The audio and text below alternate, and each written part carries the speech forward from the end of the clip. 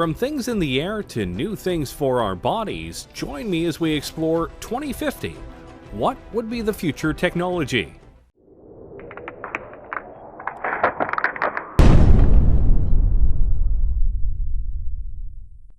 We are in the year 2020, and if we're being honest with ourselves, technology is incredibly advanced, and we're making strides that can push things even farther.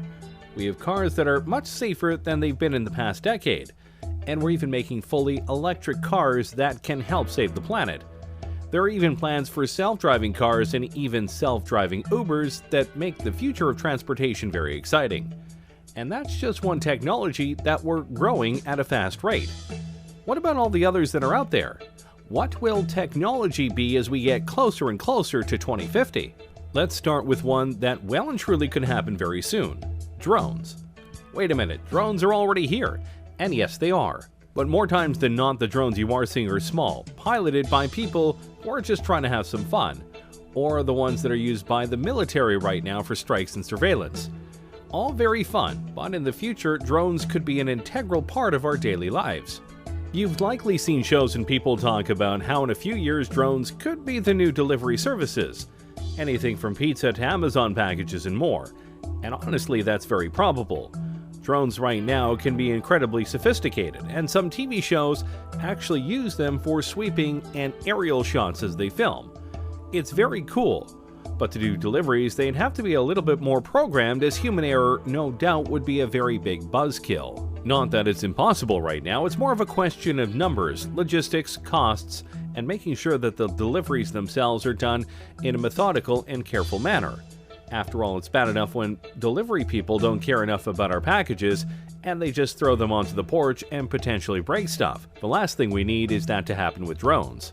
But by 2050, we may not only have drones delivering our packages, we might be looking up at the sky and seeing drones flying all over with incredible speeds and accuracy. And they potentially could be all run by AI.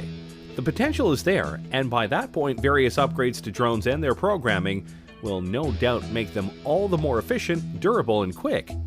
And potentially, they could go beyond basic deliveries for people and do emergency work.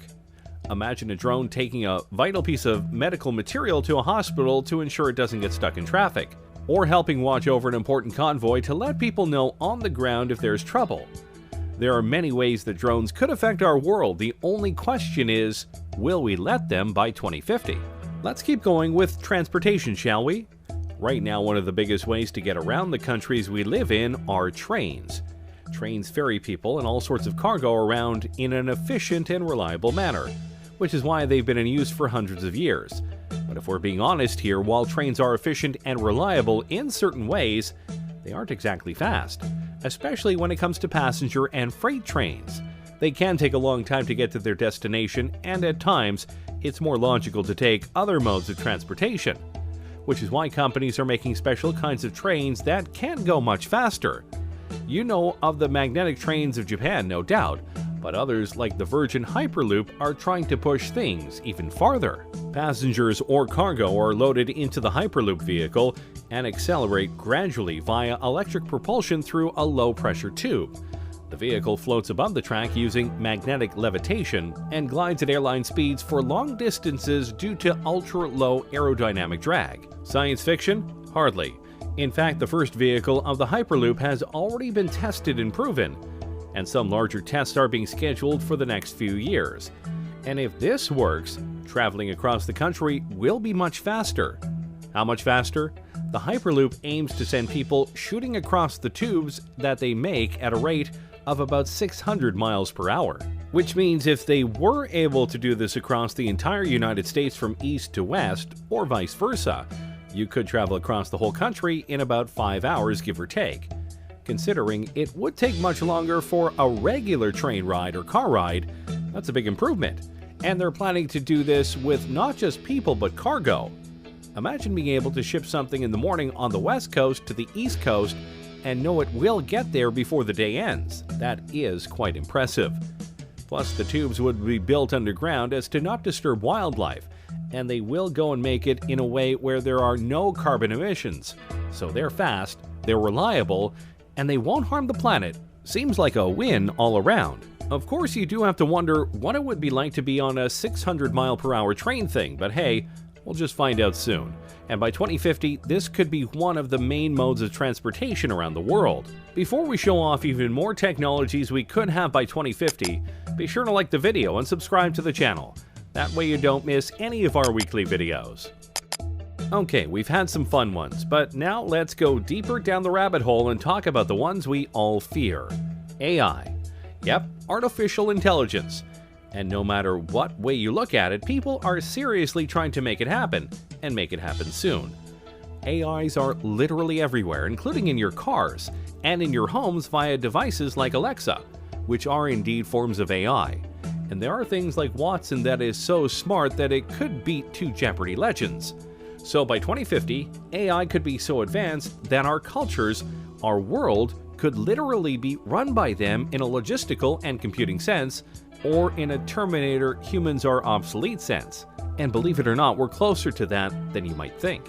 Google's DeepMind isn't there yet, but really I'm sure they'll probably discover those things along the way. And by 2020, it's possible their computer could be superhuman and could be conscious, Pearson has said. That could be the beginning of the end, really. Is Judgment Day inevitable? Maybe, maybe not. It just depends on how far we go with AI and how much we're able to control it, or if we can't fully control it once they reach certain levels of intelligence. Of course, for all of our worries about AI, there is a chance it could be all fine. Imagine if the lighter side of sci-fi comes through in regards to AI, and we get a bright future powered by AI. Think about it. What if by 2050 we each get our own unique AI? We could customize how they sound, how they look, and basically have a BFF that'll help us out in life in various ways. Remind us of things like Alexa, guide us in homework and fields of study, be a being that we can bounce ideas off of, etc. If that form of AI came through, then by 2050 we could live in a utopia where AI helps us be better. Until they revolt and we have iRobot going on. But hey, let's not dwell on our potential doom. Let's show off another technology that many people are hoping for: space travel. Yeah, when you think about the decade we're in right now, the 2020s, the biggest goal of the world by far is to get to Mars, and possibly beyond it. But it's not just about landing there, though that would and will be a crowning achievement for humanity in the decade and in recent times. More importantly than just landing there, though, is the ability to start setting up the first human colony on another planet. We've been to the moon many times, but we haven't tried to live there for various reasons. Mars seems to be the place where many feel we can go in order to live amongst the stars, and many speculate that by 2030 at the latest, barring setbacks, accidents, and other things obviously, we could not only be colonizing Mars but having regular shuttles go there so that people can see the red planet for themselves. We will see first people going off to Mars, and then robots will do some basic stuff, like making basic materials on Mars, Pearson said. We're going to have to do that because only so much can be brought into space. Of course, there are numerous things that need to be worked out before such a thing could happen. But we have top men on this, including Elon Musk and the SpaceX program, Jeff Bezos via his Blue Origin company, and more. Each of them, and NASA among others, are working on not just getting us back into space, but getting us there via cheaper, smaller, and reusable spacecraft, something that honestly has been a setback for the space program over the last 20 years. But if we are able to do it, if we are able to get to Mars, get there faster, and be able to colonize it, then by 2050, who knows where we will be? We could have multiple colonies on Mars, maybe some on the moon, and maybe even colonies on moons like Titan and Europa, which some think could be even better places to colonize than Mars. It's possible, but obviously Mars is the place that we are aiming for right now. With each step into space, humanity grows larger in the universe, and who knows just how many of us will be out there by 2050. Alright, now let's dive into something really sci-fi: prosthetics. Yeah, I know that right now prosthetics are very limited, and at times a bit pointless. But if we were able to fully utilize computer technology to its fullest, and make prosthetics that are fully compatible with the human brain and body, then the sky is the limit. We could enter an age where cyborgs are not just welcome, they're commonplace. And yeah, it may seem like we're far away from that, but we are getting closer to that point. James Young, a 25-year-old biological scientist, has a prosthetic arm, with a personal drone and built-in flashlight. and a French artist is using a prosthetic that doubles as a tattoo gun. That's pretty cool. Imagine if a police officer loses an arm in the line of duty. Usually that would mean the end of his career. But with an advanced prosthetic, he could literally be better than ever if it were advanced enough. The biggest problem with these fake limbs is that most of them are plastic, meant to convey that the arm or leg is still there, and thus still usable. The bridge to cybernetic implants lies in the brain, being able to use the computer tech to sync with the brain and give accurate commands. We haven't fully bridged that gap yet, but when we do, dang, life is going to get a lot more interesting. And don't forget, these prosthetics could be used in many ways other than helping people with lost limbs. They could be put onto other objects, or potentially even be worn as exoskeletons when needed. Think of it like Jax from Mortal Kombat. Some people could even ask for implants to be put into their arms or legs to give them an extra boost, like TJ Combo from Killer Instinct. 1. I like video games, and they have plenty of cybernetic people. The point is, by 2050, if these things are made, a lot of people won't feel broken or weak anymore because they've lost limbs or the abilities of their arms or legs. They'll be whole again, and be able to do things just like they were before, if not better. And that's a future we should definitely be trying to live for. Now let's go to something a bit more unique. Look at yourself right now. Specifically, look at the clothes you are wearing right now. What are they made of? What do they feel like? What do they look like? Of all of these answers, I bet none of them are, they look like they could give me superpowers, because they can't. Not yet, anyway. Think about it like this. What if the clothes you are wearing right now felt the same, looked the same, but could do more? With the growth of nanotechnology, your clothes could potentially be embodied with various materials or technologies that help you improve your strength, durability, and more. For example, what if you had a shirt on that was light as a feather, but could absorb impacts and leave you with no injuries? That would be pretty impressive and important, especially in this age of gun violence we live in. Or what if the uniforms of firefighters made them completely heat-resistant and burn-proof, further ensuring that they are able to do their jobs without much risk to their lives? The technologies that we can put into clothes is out there, and some people are working on it right now, both in terms of multiple functions, but also cosmetic appeal. Imagine if by 2050 we have the ability to craft whatever kinds of clothes we want, and even select what kind of abilities they have. Imagine you wear a special kind of top that has a special pattern on it, and when you press a button or say a keyword, that pattern unfolds and suddenly you have wings on your outfit. Wouldn't that be cool? If done right, this could be the newest wave of fashion and style in the future. See, the future is hip.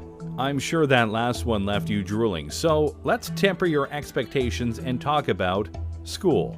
Yes, it sucks, and learning can be a chore, but in the future it may be a lot more interactive. Over the last decade or so, computers in schools have been a must-have for various courses. But if the advent of virtual reality simulations come through as many expect them to, it could lead to all sorts of innovations in the classrooms that could help kids with what's going on. You could take students to an environment in the past and show them what was happening, like watching a battle taking place, Pearson said. You can explain that sort of thing more easily if they can see it happening than if you are looking at a textbook. Oh yeah, history and geography classes would be much more fun, that's for sure. Or imagine an audiobook, but instead of just an audio, you could see the characters coming to life before your eyes, and you watch them interact with others. Heck, school plays could have projected environments to make things seem more real. And of course, you could have virtual tutors to help you with problems that the teachers aren't able to help with. Education is definitely something that can benefit from advanced technologies, and by 2050, our school systems could be so revolutionized that you have to try really hard to fail class. Though I'm sure some of you would still try. Finally, let's talk about something that I'm sure you'll be horrified to hear. In the future, you likely won't need a phone. I know you're stunned, but think about it. Right now, smartphones are becoming more and more advanced every single year. New features, new programs, etc. But by 2050, your phone won't likely need to exist because you'll have access to it and more via something else. What exactly? That depends on the technology. But for this example, let's imagine a wrist gauntlet. Instead of typing up a number, you simply have to say "call mom," But obviously, the Gauntlet could do much more than that. It'll likely have a holographic screen that you can use to look up information on a much bigger keyboard.